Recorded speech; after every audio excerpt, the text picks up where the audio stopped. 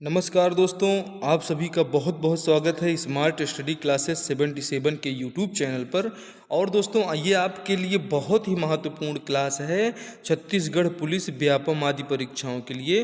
तो आज आप इस क्लास को ज़रूर देखें और इस क्लास में आप देखेंगे कि जो छत्तीसगढ़ के नदी अपवाह तंत्र है, ये इसका दूसरा वीडियो है। अगर आपने भी इसका पहला वीडियो नहीं देखा है दोस्तों, तो इसका फर्स्ट पार्ट भी देख लीजिए, उसके बाद आप ये सेकंड पार्ट पे आइए।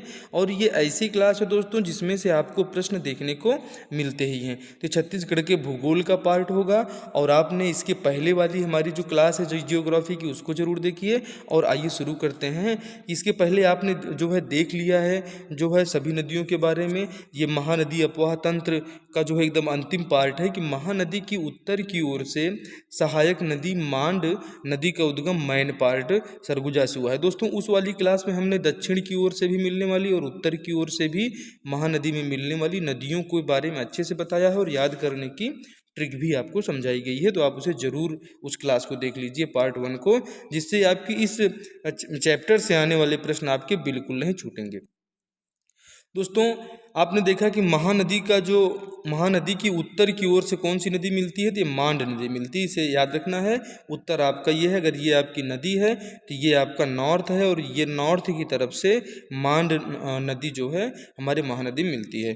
दोस्तों, ये मांड नदी जो है चंद्रपुर के समीप महानदी में अपना जल विसर्जित करती है। तो मतलब ये भी पूछ लिया जाता है कि ये महानदी में जो मांड नदी मिलती है, ये अपना जल कहाँ पे जो है अर्पित करती है, विसर्जित करती है, तो वो चंद्रपुर में करती है। ठीक है, मांड नदी अपना जल अर्पण करती है। दोस्तों, मांड नदी व महानदी के संगम पर चंद्रहासिनी देवी मंदिर स्थित है, जो कि एक दर्शनीय स्थल है, बहुत ही महत्वपूर्ण प्लेस है और आस्था से जुड़ा हुआ है। यहाँ पे हम लोग गए भी हैं, तो आप भी एक बार यहाँ की यात्रा जरूर करें, जिससे अब आपको याद ही हो जाएगा कि मांड और महानदी दोनों माँ से हैं, तो इनको आपको बिल्कुल याद ही रख लेना है। ठीक है, आइए अगली क्लास में चलते हैं। अगली स्लाइड क्या है वो देखिए। अगली स्लाइड में दोस्तों महानदी अपवाह तंत्र में ही महानदी की उत्तर की ओर से मिलने वाली नदी ईब है और ईब का उद्गम पूछ लिया जाता है दोस्तों कि ईब का उद्गम कहाँ से हुआ है, तो वो आपको इसमें बताना है। तो महानदी की उत्तर की ओर से जो सहायक नदी ईब है, इसका उद्गम कहाँ से हुआ है, तो खुर्जा पहाड़ी के रानी झूला नामक रानी झूला नामक स्थान से हुआ है, जो पंडरापाट जसपुर में पड़ता है। क्योंकि हमें इसे याद भी करना है कि महानदी की उत्तर की ओर से कौन सी नदी मिलती है, ये ईब नदी मिलती है। इनके पूरी नदियों के बारे में दोस्तों फर्स्ट वीडियो में बताया जा चुका है एक लाइन से, तो उसे भी आप जरूर देख लीजिए। और दोस्तों, ये ईब नदी वही है जिसके रेत में सोने के कण पाए जाते हैं, इसका उल्लेख मिलता है, ये जानकारी हमें मिलती है। तो ईब नदी जो है महानदी की किस तरफ से मिलने वाली सहायक नदी है, तो उत्तर की तरफ से। दोस्तों, बहुत ही महत्वपूर्ण फैक्ट इस क्लास में मैं आपके लिए लेकर आया हूं, इसे जरूर आप याद रखिए। और ऐसे ही प्रश्न पूछ लिए जाते हैं घुमाने के लिए, उत्तर की तरफ से कौन मिल रही है, दक्षिण की तरफ से कौन मिल रही है, तो हम उसमें कंफ्यूज हो जाते हैं। और अगर आप हमारी इन क्लासेस को देखते हैं तो अब आपके अंदर कंफ्यूजन नहीं आएगा और आप अपनी तैयारी में लगे रहिए। ये क्लास जो है छत्तीसगढ़ पुलिस सब इंस्पेक्टर के लिए बेहद ही महत्वपूर्ण क्लास है और पीएससी पीसीएस के एग्जाम में भी ये ऐसे ही प्रश्न पूछे जाते हैं। अब हम आ जाते हैं गोदावरी नदी अपवाह तंत्र। दोस्तों, हमने सफलतापूर्वक महानदी अपवाह तंत्र समाप्त कर लिया है। आपने जो है अभी तक उसको नहीं देखा है तो आप इसका फर्स्ट पार्ट देखें। फर्स्ट पार्ट में महानदी अपवाह तंत्र पूर्ण किया गया है, उसके जो बचे हुए जो है तथ्य थे उसको हमने सेकेंड क्लास में भी लिया है। अब हम देखेंगे गोदावरी अपवाह तंत्र, गोदावरी नदी अपवाह तंत्र है। इसमें दोस्तों ये जो गोदावरी नदी अपवाह तंत्र है छत्तीसगढ़ राज्य के दक्षिणी भाग में स्थित है। कहाँ पर स्थित है, जब आप छत्तीसगढ़ पूरा देखते हैं तो दक्षिण में आप देखिए कि जो तेलंगाना से लगा हुआ पार्ट है, ये तेलंगाना और उड़ीसा से लगा हुआ पार्ट है, जिसमें सुकमा जिला आप देखेंगे, बीजापुर जिला देखेंगे। इन जिलों से जो लगे हुए हैं बिल्कुल साउथ में है पूरा बस्तर संभाग ही। तो बस्तर संभाग वाले रीजन में आप देखें कि इसमें गोदावरी नदी अपवाह तंत्र छत्तीसगढ़ राज्य के दक्षिणी भाग में स्थित है, ये पूछा जाता है। दोस्तों, गोदावरी नदी पर स्थित पोलावरम बांध छत्तीसगढ़, तेलंगाना व आंध्र प्रदेश के मध्य विवादित है। तो ये जो आंध्र प्रदेश जो है और तेलंगाना है, इनके मध्य में एक विवाद है। वो कौन सा बांध का है, तो पोलावरम बांध का है। इसे हमें जरूर अपने दिमाग में बैठा के रख लेना है और इन्हें याद भी रखना है। ठीक है, पोलावरम परियोजना भी गोदावरी नदी पर संचालित की जा रही है, ये हमें अब पूरी तरह से याद हो चुका है। ठीक है दोस्तों। इंद्रावती नदी जो है दोस्तों, ये गोदावरी की प्रमुख सहायक नदी है। मतलब इंद्रावती नदी किसकी सहायक नदी है? तो ये गोदावरी की सहायक नदी है। इसे हमें दिमाग में बैठाना है, क्योंकि हमें अब की बार सब इंस्पेक्टर एग्जाम को क्वालिफाई ही करना है हम सभी लोगों को मिलकर। तो आप भी अपनी तैयारी में जुट जाइए और आइए स्मार्ट एचडी क्लासेस से जुड़िए। सब्सक्राइब नहीं किए हैं चैनल को तो सब्सक्राइब कीजिए, और वीडियो पसंद जरूर आपको आएगा अगर आप इस पूरी क्लास को देखते हैं, क्योंकि इसमें टोटली पूरी तरह से यूजफुल चैप्टर्स, यूजफुल क्वेश्चंस को ही शामिल किया गया, इसलिए लाइक तो बनता ही है। ठीक है दोस्तों। तो आपने देखा कि गोदावरी अपवाह तंत्र जो है छत्तीसगढ़ राज्य के दक्षिण में स्थित है।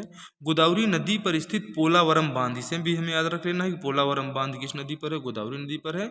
ये छत्तीसगढ़, तेलंगाना व आंध्र प्रदेश के मध्य विवादित है। तो इसे भी याद रखना है, छत्तीसगढ़, तेलंगाना, आंध्र प्रदेश, 3 राज्यों के मध्य विवादित है। और पोलावरम एक परियोजना भी संचालित है, ये भी पूछा जाता है। तो ये भी गोदावरी नदी पर ही चल रही है, पोलावरम परियोजना। और इंद्रावती नदी जो है, इसकी प्रमुख सहायक नदी जो है, ये गोदावरी की प्रमुख सहायक नदी है हमारी इंद्रावती। दोस्तों, गोदावरी अपवाह तंत्र में ही इंद्रावती नदी के बारे में पूछ लिया जाता है। तो इसका प्राचीन नाम दोस्तों मंदाकिनी था। और ये मंदाकिनी जो है, ये मंदाकिनी बहुत ही आप समझिए कि प्रभावित, और ये जीवन रेखा कही जाती है। हमारे बस्तर की जीवन रेखा अगर कोई नदी है तो बस्तर की जीवन रेखा कौन सी नदी है? तो यही हमारी इंद्रावती नदी है। जगदलपुर दोस्तों इसी नदी के किनारे बसा हुआ है। तो आप देख रहे हैं कि इंद्रावती नदी का प्राचीन नाम मंदाकिनी था, जिसका उद्गम मुंगेर पर्वत, कालाहांडी जिला उड़ीसा से हुआ है। तो कहाँ से हुआ है दोस्तों? उड़ीसा से हुआ है। उड़ीसा में वो जिला पड़ता है कालाहांडी, कालाहांडी जिला है, और राज्य है उड़ीसा, और स्थान क्या है? मुंगेर पर्वत से इंद्रावती नदी का उद्गम हुआ है, ये हमें याद करना है। दोस्तों, इसी इंद्रावती नदी पर चित्रकूट जलप्रपात स्थित है।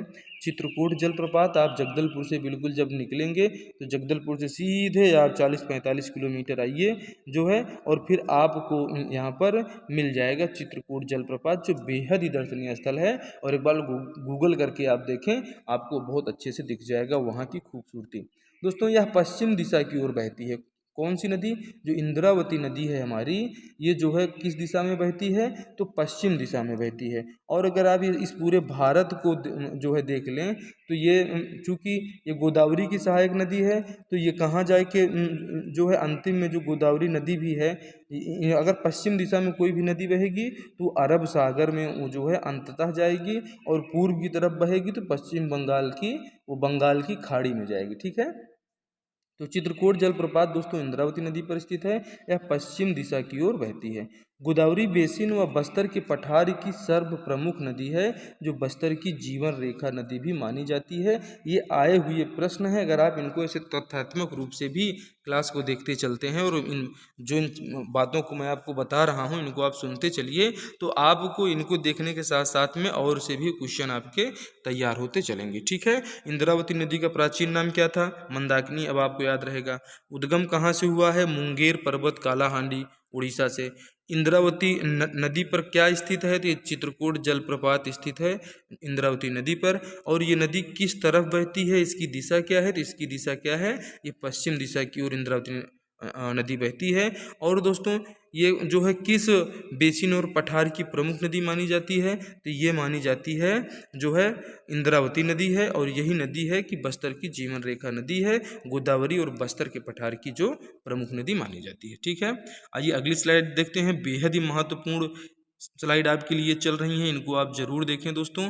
आगे देखिए कि इंद्रावती नदी जो है दोस्तों, इसकी प्रमुख सहायक नदी, ये कोटरी नदी, नारंगी नदी, संखनी नदी, ये जो है नदियां हमारी, ये इंद्रावती की प्रमुख सहायक नदी हैं। तो कौन कौन सी हैं? तो आप जो है कोटरी को याद रखिए, नारंगी को याद रखिए, और संखनी को याद रखिए। तो KNS को आपको याद रख लेना है, या कि आप इसको नसन भी कह सकते हैं। नसन भी अगर आप याद कर लेते हैं तो आपको नारंगी, संखनी जो है, और कोटरी, ठीक है।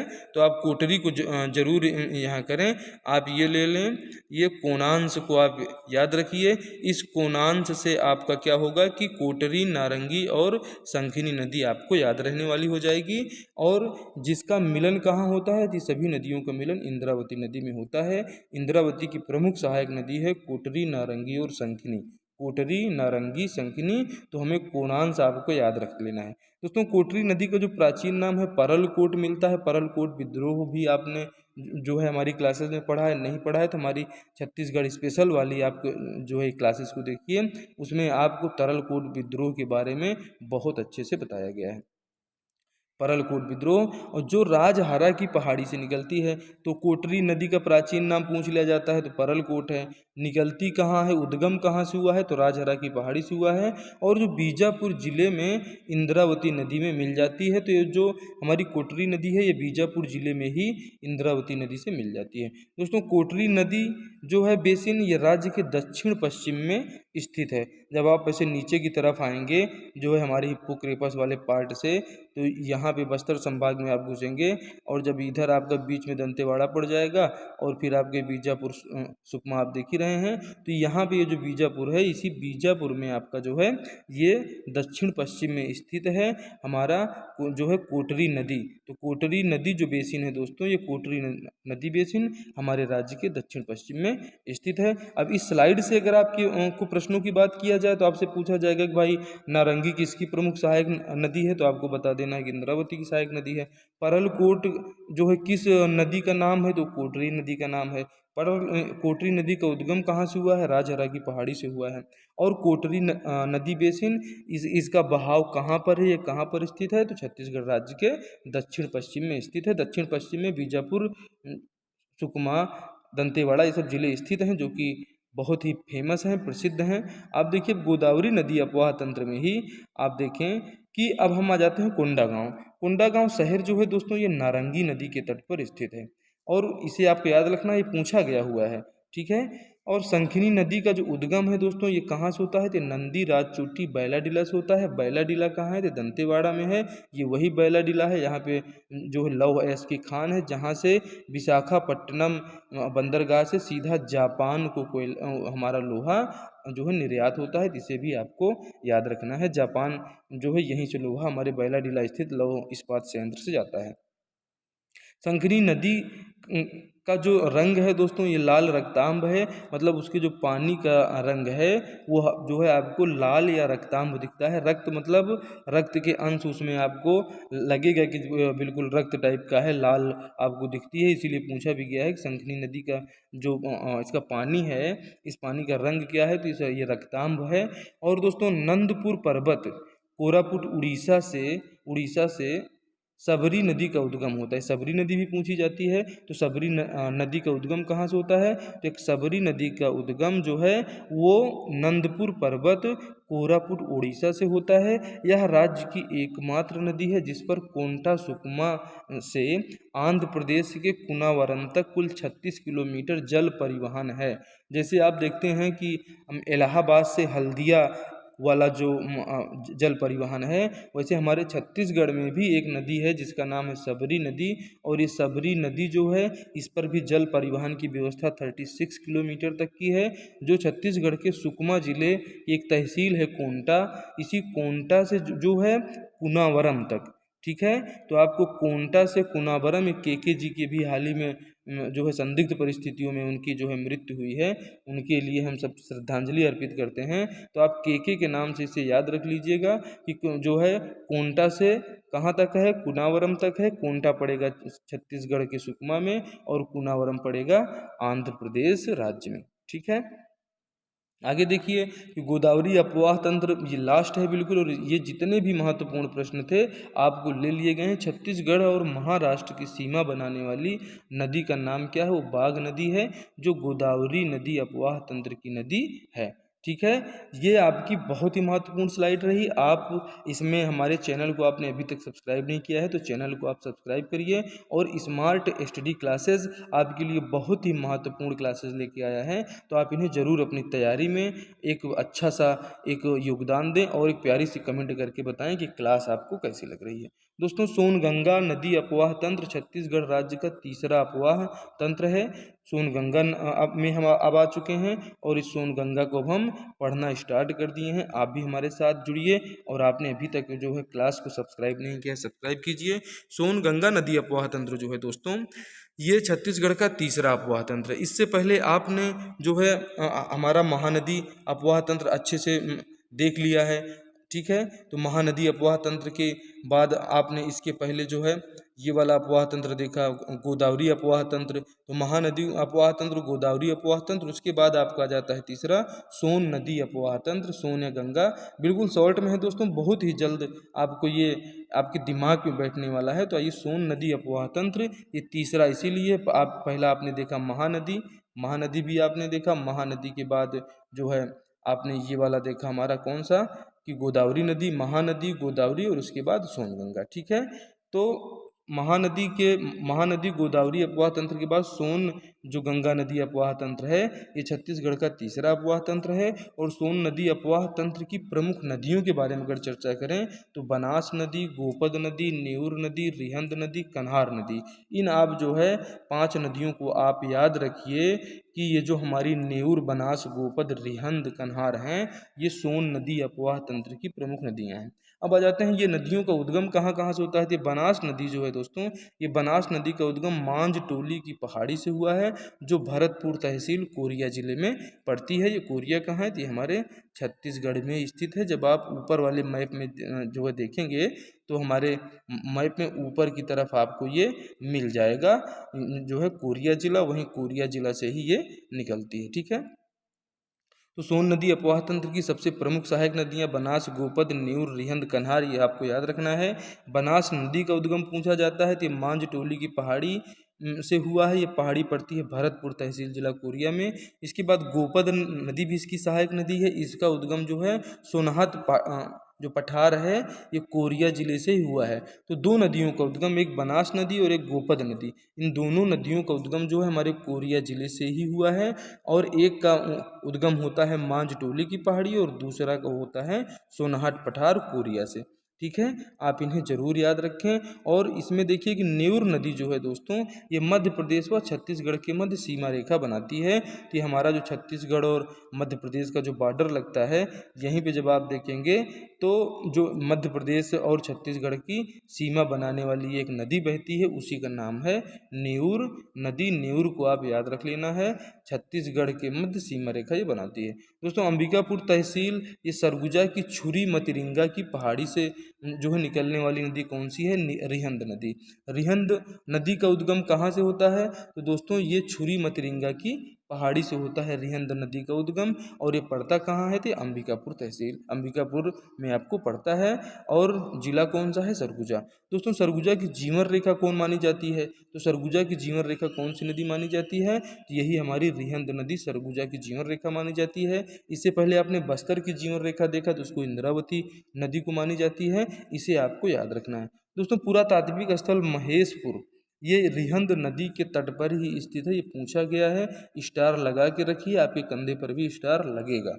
उत्तर प्रदेश के मिर्जापुर जिले में रिहंद नदी पर गोविंद बल्लभ जलाशय बनाया गया है। तो गोविंद बल्लभ जलाशय को आपको याद रखना है। तो ये गोविंद बल्लभ पंत जलाशय है, ये कहाँ पर है, तो ये हमारे इसी रिहंद नदी पर है जो हमारे जो है सरगुजा से निकलती है।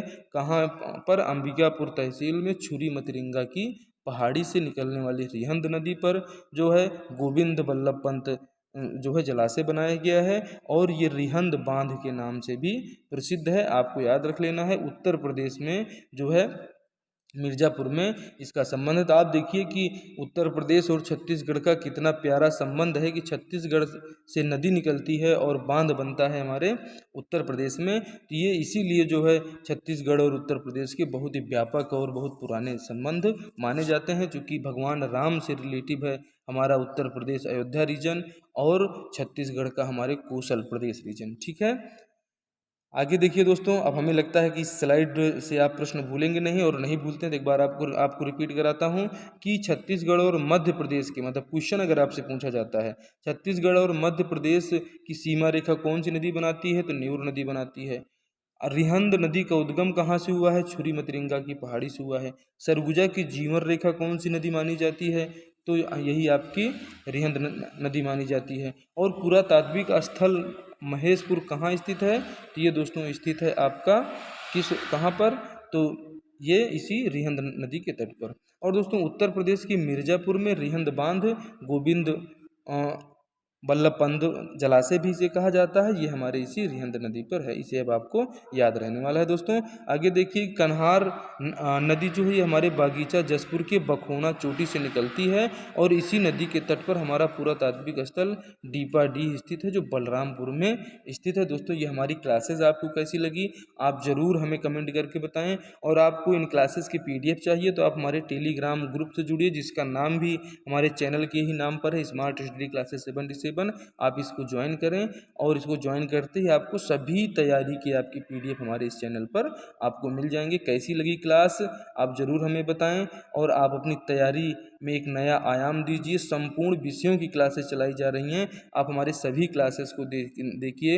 आप कंप्यूटर को देखिए, constitution, history, English, geography, world geography जो है, वर्ल्ड हिस्ट्री, स्टैटिक GK, तो सभी क्लासेस चल रही हैं करंट अफेयर के साथ में। आप इनका अध्ययन करें और हमें बताएं कि क्लासेस आपको कैसी लग रही हैं और आपके लिए कितना उपयोगी हैं।